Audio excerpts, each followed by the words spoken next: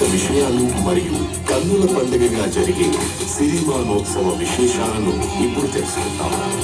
18వ శతాబ్దంలో ఈ నేలను పరిపాలించిన పూసపాటి విజయరామ గజపతి సహోదరి పైడిమాంబ. ఆమె చిన్ననాటి నుండి నిరంతర దేవి ఉపాసకురాలు. 1757వ సంవత్సరంలో విదేశీయుల ప్రోద్బలంతో విజయనగరం మరియు బొబ్బిలి రాజుల మధ్య యుద్ధం జరిగింది. అదే చారిత్రాత్మక ఘటనగా నిలిచిపోయిన బొబ్బిలి యుద్ధం.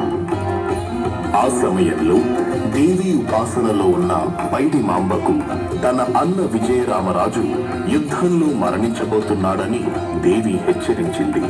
వెంటనే యుద్ధాన్ని ఎలా అయినా ఆపడానికి రథంలో బయలుదేరింది పైడిమాంబ.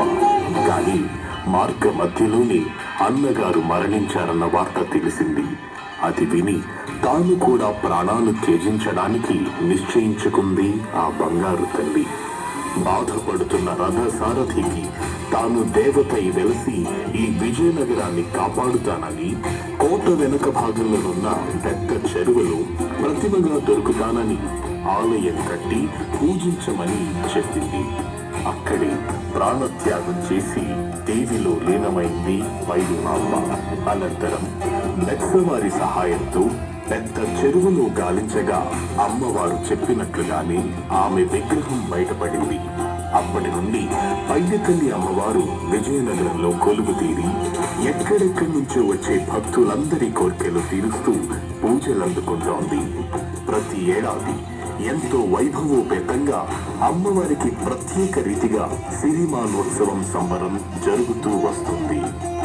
విజయనగరంలో అమ్మవారికి 2 ఆలయాలున్నాయి. 3 లాంతర్ల దగ్గర ఉన్న ఆలయాన్ని చదురుగుడి, రైల్వే స్టేషన్ వద్ద ఉన్న ఆలయాన్ని వనంగుడి అంటారు. ప్రతి ఏడాది వైశాఖ మాసం 2వ వారంలో అమ్మవారి ఉత్సవ విగ్రహాన్ని వనంగుడి నుండి చదురుగుడికి ఊరేగిస్తూ తీసుకువెళ్తారు. దీనిని దేవరోత్సవం అంటారు. ఆశ్వయుజ మాసంలో విజయదశమి వెళ్లగానే వచ్చే మంగళవారం నాడు సిరిమానోత్సవం జరుగుతుంది. అనంతరం సిరిమాను సంబరం జరిగిన 14 రోజులకు అమ్మవారి విగ్రహాన్ని మరలా చదురుగుడి నుండి వనంగుడికి తీసుకువెళ్తారు. దీనిని ఉయ్యాల కంబాల ఉత్సవం అంటారు. ఇలా అమ్మవారు 2 ఆలయాల్లోనూ 6 నెలల పాటు పూజలందుకుంటుంది.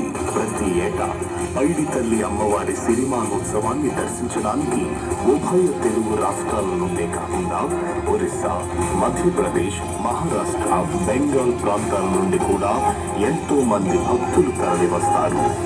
అమ్మవారికి వాళ్ళ మొక్కులు చెల్లిస్తారు. ముందుగా అమ్మవారు ఆలయ అర్చకుల కలలో సాక్షాత్కరించి సిరిమానుగా మలచవలసిన చెట్టు ఆచూకీ తెలియజేస్తోంది.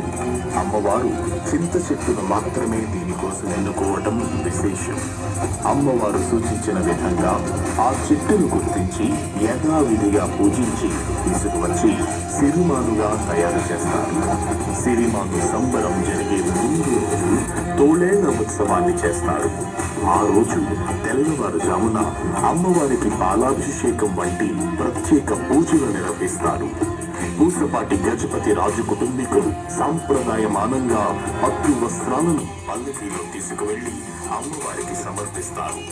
ఆ రోజు రాత్రి అమ్మవారి ఘటాలను ఆలయం నుండి కోటలోనికి తీసుకువెళ్లి పూజలు జరిపిస్తారు. సిరిమాను సంబరం రోజున ఆలయ అర్చకులు అమ్మవారి ప్రతిరూపంగా సిరిమానును అధిరోహిస్తారు. సిరిమాను ఊరేగింపులో మొట్టమొదటిగా మంగళవాద్యాలు, పూర్ణ కుంభము, తరువాత అమ్మవారి సైనిక శక్తికి ప్రతిరూపంగా పాలధార వస్తాయి. వెనుకని గజపతుల రాజ చిహ్నంగా ఏళ్ల ఏనుగు, ఆ వెనుక ముత్తైదువులకు ప్రతిరూపంగా అంజలి రథము, ఆ వెంటనే జాలరి వల, చివరిగా అమ్మవారి ప్రతిరూపమైన సిరిమాను వస్తాయి. 3 సార్లు అమ్మవారి కోవెల నుండి కోట వరకు ఈ సిరిమాను యొక్క ఊరేగింపు తిరుగుతోంది. సిరిమాను కోట వద్దకు వచ్చినప్పుడు కోటను రక్షించే కోట శక్తికి పొంగి బ్రొక్కుతుంది.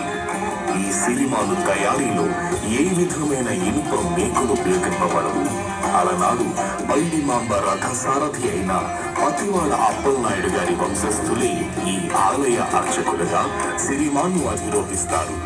కళ్యాణ తిలకం దిద్ది పూజా విధులతో అర్చించి అర్చక స్వామిని సిరిమానుపై కూర్చోబెట్టి పట్టు వస్త్రాలతో కడతారు.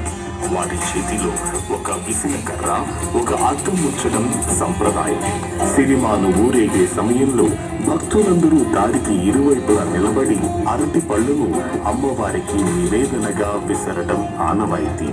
పురాతన సంప్రదాయానికి ఆలవాలమై, విజయనగర సంస్కృతికి నిలువెత్తు నిదర్శనమై, అమ్మవారి కృపను అందరికీ అందజేసే సాధనమైన ఈ సిరిమానోత్సవ సంబరాన్ని మీరెల్లరూ కళ్ళారా తిలకించి అమ్మవారి అనుగ్రహాన్ని నిండుగా పొందాలని కోరుకుంటూ శుభమస్తు.